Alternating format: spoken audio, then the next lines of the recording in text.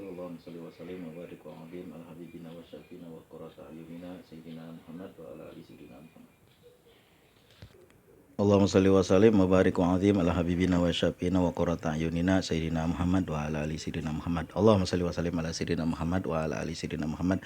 Allahumma rzuqna hajan mabrura wa janban maghfura wa sa'yan maskura wa amalan makbula wa tijarata lan taburo dan perdagangan yang tidak merugi. Suatu hari saya biasa belanja di tempat Uni, rumah makan Padang. Tapi udah lama, ini kisah udah lama sekali. Biasa dulu saya belanja di situ. Biasa saya belanja dulu dengan beliau, ada ikan dan segala macam. Kadang makan di situ karena udah lama kenalnya. Uni ini bilang, saya bertanya sama Uni, sekarang Uni nggak tinggal di sini lagi ya? Enggak dek, enggak tiap hari Uni tinggal di sini. Hari Sabtu Minggu Uni nggak ada, pulang ke rumah. Emang Uni di mana tinggalnya? Itu beliau nyebut satu daerah. Oh ya, daerah pesisir pantai, saya sering ke situ. Iya dek, abang udah beli rumah di situ, kata suaminya. Oh iya pak. Iya pak, kata saya. Kan waktu itu agak susah juga tuh dek. Kenapa pak? Waktu udah mulai abang beli, dia bilang kan, karena suaminya ini orang Medan. Waktu mulai abang beli, udah bayar panjernya, tiba-tiba corona, dia bilang. Habis itu wadah kelimpungan dah abang dah. Cuma ngandelin Uni aja yang jualan, dia bilang. Alhamdulillah bisa ketutup. Tapi alhamdulillah dek, sekarang udah udah kebayar semuanya. Begitu, ini jadi atau enggak nih, bang? Dibilang sama Uni waktu itu. Suaminya cerita sama saya. Ya jadi, tapi gimana? Dia bilang, nih abang udah nggak kerja lagi. Dia bilang, nggak apa-apa, insya Allah ada nih dari jualan. Dia bilang, ya jualan pun belum tentu juga, kata Uni. Alhamdulillah bisa ketutup. Cuma waktu itu pas ditelepon sama ade di Medan, dia bilang kan, bang ini tanah mau dijual. Oh jadi, pas betul deh, dia bilang kan, pas itu abang jual terus abang bayar tunai. Dia bilang alhamdulillah. Cuma saya mau bilang begini, waktu itu Uni nggak ada kekhawatiran Uni berkurang karena apa, beliau jualan apa, warung Padang waktu itu. Cuma ya karena zaman corona beliau udah digdug juga. Cuma saya mau berkata alhamdulillah, dari situ, dari perdagangan itu beliau masih bisa menghandlenya. Makanya kan berdagang itu sunnah Rasulullah. Pedagang yang jujur bersamaku di surga. Semua orang insya Allah bisa berdagang. Dulu saya punya satu kawan datang ke rumah. Dia bilang dia selalu manggil saya Pak Muhammad. Orang ini engkoh ini tinggal di Pecinaan, tapi dia sering ke rumah saya. Kalau datang, wah ini Pak Muhammad mesti lagi sembayang nih, dia bilang. Tunggu dulu lah, biasanya dia datang asar. Kok, dia bilang, wih saya bener aja, ku datang Pak Muhammad lagi sembayang, dia bilang. Ayo masuk kok. Dia cerita kanan kiri ngalor ngidul ngetan ngulon. Biasanya lama di rumah ngobrol-ngobrol. Bilang, Pak Muhammad, dia bilang, aku pun heran sama Cina. Kenapa kok? Itu dagangannya luar biasa. Aku pernah aku kan coba beli kecil aja Pak Muhammad, 7.000 gantungan kunci dari Cina itu dikirim ke sini, dia bilang. Itulah kok gimana hebatnya dia. Itu saya pun pening juga. Ya mereka itu kontainer Pak Muhammad, tapi cepat juga datangnya, dia bilang. Waktu itu banyak engkau bercerita sama saya tentang masalah dagang. Dan waktu saya datang ke sana, lagi lewat kan, saya jemput anak. Saya mampir ke rumah. Ada saya kan, Pak Muhammad berhenti dulu, dia bilang ya kan. Iya kok. Itu apa kok? Ini lagi bikin laundry, dia bilang. Laundry yang koin, dia bilang. Oh iya. Rame tuh kok. Oh insya Allah rame Pak Muhammad, dia bilang. Besok datang kemari ya, kita kenduri. Ini kan mau buka jualan baru, jadi kenduri. Saya teringat kata guru saya waktu saya masih sekolah SMA tahun 1994, 1995 lah. Bukan 2004, 1994. Jadi beliau begini, coba ya, ente perhatiin, dia bilang. Kalau orang Tionghoa itu, kalau dia punya toko apapun di depannya, pada umumnya, ya enggak semua, pada umumnya di depannya itu ada meja kecil, dia jualan di situ. Bener itu. Memang waktu itu saya lihat, apa bener nih kata guru saya nih, bener saya lihatin tuh. Saya lihatin dia ya. Ada meja kecil, dia jualan, ada fotokopi, ada segala macam peralatan tuh. Di depannya ada jualan meja kecil, jualan apa? Es campur. Itulah mereka itu rajin. Kita juga kudunya begitu. Karena Rasulullah mensunahkan kita beliau beliau itu berdagang, kita juga sunnah Rasulullah kita ikut berdagang. Ada satu kawan bercerita, lihat nih orang Arab, beliau tinggal di Mekah, lihat orang Arab, mereka itu dagang itu bukan cuma mencari untung, tapi lihat mereka sunnah Rasulullah makanya maju. Beda dengan kita. Iya ya, kalau kita itu kebanyakan, udah saya cerita berkali-kali, kebanyakan ini saya udah pernah nih dulu ditipu sama orang, dijual tuh harga luar biasa itu, barang jelek dijual harga toko. Itulah makanya orang tobat dapat untung dengan bangga. Ya saya kagak tahu, saya pikir memang karirnya segitu, besok-besok nggak balik lagi. Pernah juga saya waktu itu memperbaiki motor, ternyata bekas dia masukin, padahal saya belinya yang bagus itu, komponennya itu yang nomor satu, tapi dikasih nomor dua dan bekas. Ketika saya tahu dari mana, ya saya kan nggak ngerti yang namanya gitu-gituan kan. Saya datang ke tempat engkau bilang, Pak ini udah bekas nih, dia bilang kan. Ya kok saya beli baru, dia bilang. Kalau baru mah nih saya keluarin yang kayak gini, berapa kok harganya, ternyata harganya jauh lebih murah sama engkau. Masya Allah, gimana kita kagak mau rugi dagang kayak begitu dengan cara menipu.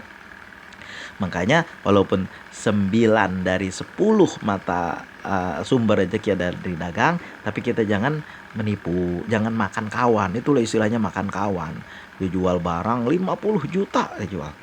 Waktu itu udah lama, tapi barang tuh bekas, Masya Allah. Sayang, yang seperti itu berkahnya nggak ada. Kita jualan, walaupun sedikit berkah. Makanya engkau ngajarin saya, waktu saya masih SMA, jangan lu ambil untung banyak banget, siapa yang mau beli? Dia bilang, orang tobat. Jadi kalau segini berapa kok? Kalau modalnya ukuran segini, ya untungnya jangan terlalu banyak, 5.000 aja. Dia bilang, kalau banyak orang pada datang percaya sama lu, ntar jadi banyak juga. Benar juga kata saya, jempol juga nasihat engkau nih. Engkau saya amalin kayak gitu tuh. Apa amalinnya? Ya itu saya jualin dengan harga yang tidak terlalu mahal. Karena orang dulu waktu saya masih kuliah, saya kan jualan juga, jualan baju, ada sepatu. Saya teringat itu ajaran engkau. Saya jualin lah dengan harga yang enggak, pokoknya udah, dulu kan belum ada kayak Shopee itu belum ada. Jadi masih manual. Jadi setelah saya hitung ongkos kirim, lalu saya ambil untung 5.000. Alhamdulillah itu orang mengenal saya sebagai pedagang murah. Pedagang yang murah karena saya ambil dari Bandung. Pedagang murah dia bilangnya kan. Dengan kawan-kawan kuliah saya tawar-tawarin, mereka mau, bahkan pernah suatu saat saya datang ke tempat kawan saya yang di pesantren. Saya bilang, "Ded, Anda pengen jualan ini nih, apa tuh? Ini sepatu." "Oh, bagus-bagus ya," dia bilang ya kan. Nah, saya bawa contoh, dan itu datang ke situ kagak bawa duit, pulang bawa duit sampai mau 1 juta pada zaman itu. Ya orang pada percaya, barangnya murah, dan saya usahakan membeli barang yang bagus walaupun untung sedikit. Itulah makanya jadi terpercaya pada pedagang murah, bukan pedagang yang mahal. Jangan beli situ mahal, itu mah payah. Nah itulah, padahal Rasulullah mengajarkan kita untuk berdagang dengan cara yang jujur. Pedagang yang jujur bersamaku di surga. Selain kita membaca salawat kepada Rasulullah, kita membaca surat Al-Waqiah setiap malam, kita juga berusaha dengan jalur yang sunatullah lah. Siapa yang sunatullah itu, siapa yang bekerja, berusaha, berdagang, dia akan mendapatkannya. Kenapa kita membaca salawat kepada Rasulullah? Moga-moga kita dekat kepada Rasulullah, cinta kepada Rasulullah, mengikuti sunnah-sunnah Rasulullah, termasuk juga jualan dagang. Mudah-mudahan ada berkahnya, ada hikmahnya. Jangan sampai kita ini, aduh bang, ini udah tinggal 2 hari lagi, udah tinggal 3 hari lagi, ini harus bayar. Ya bagaimana? Itu salahnya kita karena nggak mengatur manajemennya. Mengatur manajemen, ya payah juga kalau kita menunggu keajaiban. Ya memang ada, seperti Nabi Isa itu, Allahumma anjil alaina ma'idatan minas sama, ya Allah turunkan kepada kami makanan dari langit. Memang iya turun, itu kan Nabi Isa. Lah kita yang dosanya seabrek-gabrek, udah berdosa cengar-cengir lagi, ini susah. Ini susah, kagak mau ngaku, ini susah. Maunya bacanya sedikit, cepet, dan langsung kabul. Ya susah kalau kayak gitu mah. Kita ini, saya punya pengalaman ya, nggak usah jauh-jauh lah, orang tua saya sendiri ketika itu hidup susah banget, beliau berusaha jualan. Udah itu kalau udah subuh itu buru-buru cepet-cepet bangun. Itu pasarnya waktu itu masih jauh, tahun 80-an ya, masih jauh pasarnya dari rumah tuh, jauh ya. Kalau sekarang udah makin deket karena udah pindah. Kemudian bangun tidur, lalu berangkat ke pasar. Udah pulang dari pasar, istirahat sebentar, nanti sore ke pasar sebentar, nyiapin dagang untuk besok. Kemudian mandi, udah maghrib ke masjid, ke musola. Dari itu di musola itu belum isya, belum pulang itu habis maghrib terus. Itu bukan sebentar, bukan sejam 2 jam, sehari 2 hari, sebulan 2 bulan, seminggu 2 minggu, kagak, bertahun-tahun. Dari saya masih belum berangkat pesantren sampai sampai sampai saya balik dari kuliah masih juga udah berapa puluh tahun waktunya itu tetap beliau ngamalin itu. Membaca wiridan, baca zikir, apalagi sekarang baca sholawat, membaca apa namanya, baca bacaan ayat-ayat Quran, zikir, subhanallah subhanallah, alhamdulillah alhamdulillah, terus menerus itu sampai habis isya baru pulang. Pulang makan tidur. Nah, itu sunnah Rasulullah tuh. Tidur cepat kalau memang kita nggak ada keperluan lain, sehingga kita bisa bangun cepat dan kita bisa melaksanakan sholat malam. Itu bertahun-tahun ngerjainnya, ngamalinnya, sehingga hidupnya makmur, dagangnya rajin, usahanya rajin, di apa sergep jikirnya juga iya.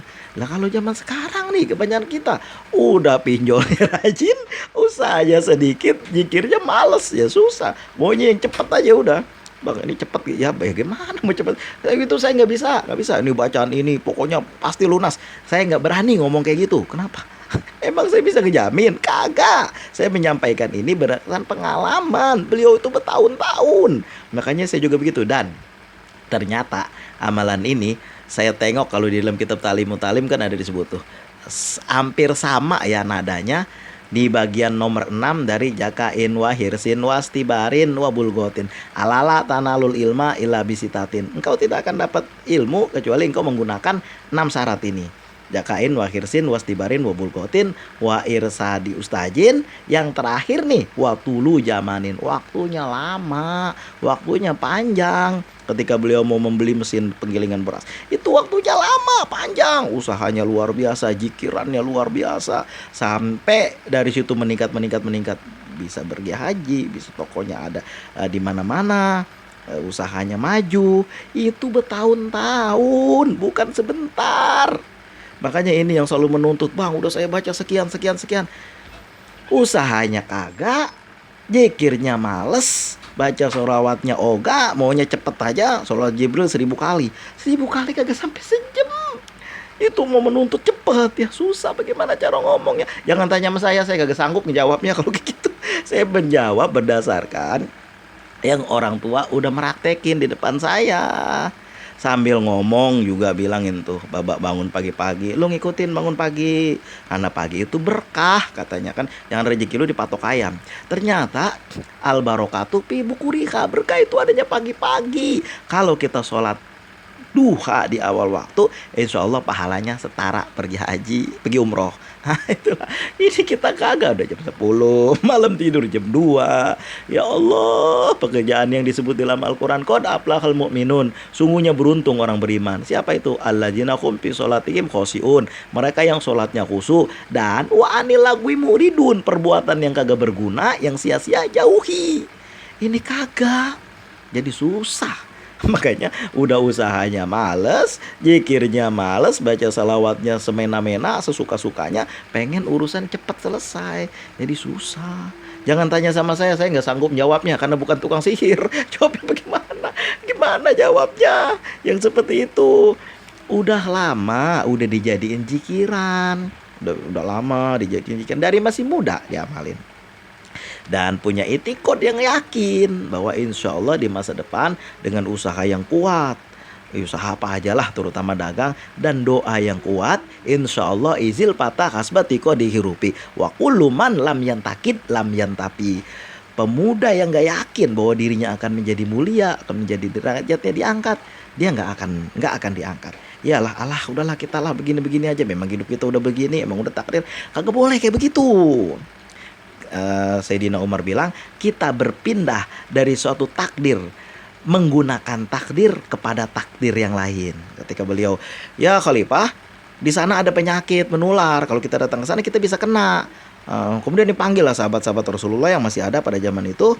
Ada suatu sahabat mengatakan, ya Khalifah, saya pernah mendengar Rasulullah bersabda, au kama qala Rasul, jika ada suatu penyakit jangan masuk ke tempat itu dan jangan keluar dari tempat itu.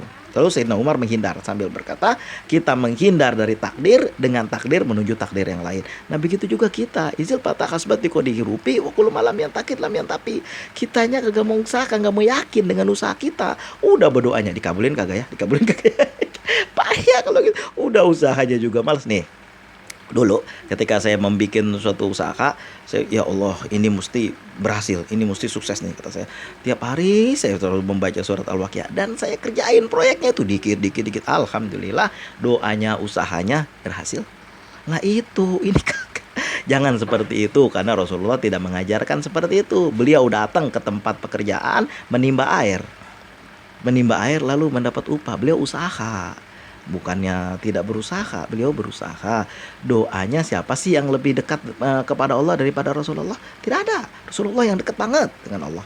Beliau usaha juga untuk kita. Beliau berusaha juga dan beliau juga berdoa kepada Allah mendekat. Ya, kalau kita nih bersalawat kepada Rasulullah, berdoa kepada Allah, bangun malam tahajud, usaha kita kerjain. Insya Allah salah satu dari usaha adalah tijaroh, dagang. Watijaro ta'lan taburo. Bang, kenapa yang diomongin dagang aja? Ya karena saya dulunya pedagang. Makanya saya ngerti, makanya saya lebih care dalam bidang ini. Yang penting dagang kita jangan nipu, jangan makan kawan, dan jangan makan riba. Sikum wa nafsi bitaqwallah. Mudah-mudahan ada berkahnya, ada hikmahnya. Banyak pengalaman dari masih kecil saya bagikan di sini supaya menjadi referensi lah buat kita. Jangan dibilang sama orang mainnya kurang jauh. Mainnya kurang jauh. Sholawat Jibril lah dibilang nyanyian. Kagak pernah ngaji kali mah. Sikum wa nafsi bitaqwallah. Mudah-mudahan ada hikmahnya, ada berkahnya. Kita bisa melaksanakan dua-duanya, yaitu sunnatullah kita jalankan dengan usaha dan bekerja, dan juga mendekatkan diri kepada Allah dengan membaca salawat kepada Rasulullah, bangun malam sepertiga malam, lalu kita sholat duha, mohon kepada Allah. Nanti orang berkata kan, kenapa urusan dunia aja? Nah ini kagak ngaji talim bilang berapa banyak urusan dunia menjadi urusan akhirat, dan berapa banyak urusan akhirat menjadi urusan dunia. Lisu niati, karena niatnya jelek. Di dalam hadis Rasulullah disebutkan, An Amirul Mukminin Abi Hafsin Umar bin Khattab radhiyallahu anhu qala Rasulullah sallallahu alaihi wasallam, innamal a'malu binniyat, sesungguhnya perbuatan itu bergantung niatnya. Wa inna malikul imli'in manawa. Paman kana hijratuhu lillahi wa rasuli fa hijratuhu ilallahi wa rasuli. Wa man kana hijratuhu lidunyahu au imra'atin yunkihuha fa hijratuhu ila ma hajara ilaihi. Rawahul Bukhari Muslim. Maaf gitulah. Sikum wa nafsi bitaqwallah, nanti artinya cari aja di dalam hadis Arba'in Nawawiyah. Mesti tahu nanti. Sikum wa nafsi bitaqwallah. Assalamualaikum warahmatullahi wabarakatuh.